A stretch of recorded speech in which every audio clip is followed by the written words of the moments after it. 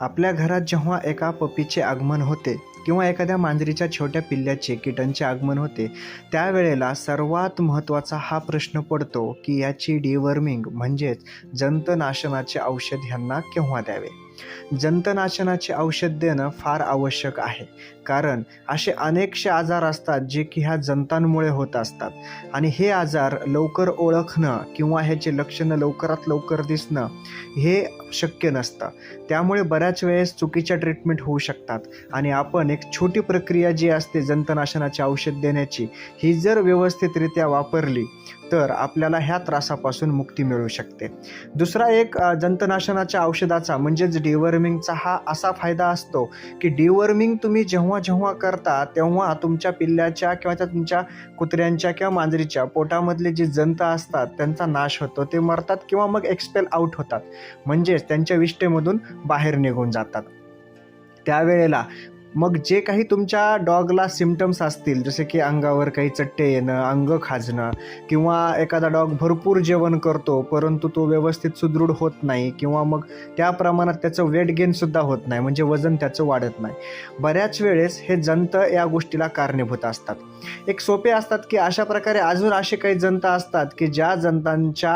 औषधं न देण्यामुळे किंवा त्या जंतांचा अटॅक जर शरीरावर झाला, उदाहरणार्थ हार्टवर्म्स म्हणजे हृदयावर वगैरे जर त्यांचा अटॅक झाला, किडनी वर्म्स असतात, लंग वर्म्स असतात, लिव्हर वर्म्स असतात किंवा लिव्हर फ्लुक्स असतात,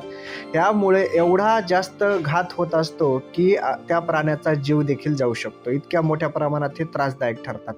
यासाठी एक सगळ्यात सोपी आणि चांगली पद्धत अशी की आपल्या श्वान तज्ज्ञांकडनं किंवा एखाद्या आपल्या चांगला पेट डॉक्टरकडनं कोणत्या स्टेजला आणि कोणत्या वयाच्या एजला आपण त्याला जंताचं पहिलं औषध द्यावं आणि किती द्यावं हे तुमचे डॉक्टर्स तुम्हाला व्यवस्थितरित्या समजावून सांगू शकतात. एक रिगार्डलेस आपण जर एक बेसिक रूल पाहिला तर त्यानुसार असं आपल्याला करता येईल की जेव्हा तुमचं कुत्र्याचं पिल्लू 21 दिवसाच्या वयाचं होईल त्यावेळेस तुम्ही त्याला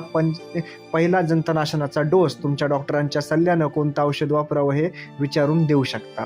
तिथून पुढं दर महिन्याला असं 3 महिन्यापर्यंत त्याला जंतनाशनाचे औषध देणं आवश्यक असतं. त्यानंतर तुम्ही 1.5 महिना किंवा 1 महिन्याच्या गॅपनं सुद्धा किंवा 1.5 ते 2 महिन्याच्या गॅपनं 6 महिन्यापर्यंत त्याला जंताचे औषध देऊ शकतात आणि 6 महिन्यानंतर तुम्ही दर 2 महिने किंवा 3 महिन्याचा हा स्टँडर्ड पिरियड असतो, त्या पिरियडनुसार तुम्ही त्याला जंताचे औषध देऊ शकतात.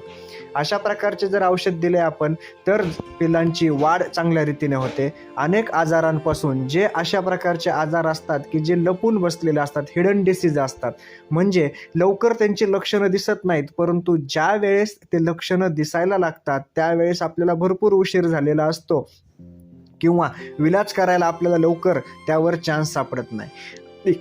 आणि अशा वेळेला आपल्या श्वानाची तब्येत म्हणजे इम्युनी सिस्टीम पण खूप डाऊन झालेली असते आणि त्याची तब्येत पण खूप खालावलेली असते. त्यामुळे बऱ्याच वेळेस डॉक्टरांना सुद्धा ट्रीटमेंट करताना अवघड जातं की कोणत्या प्रकारचे मेडिसिन्स किंवा औषधी उपयोग करावेत.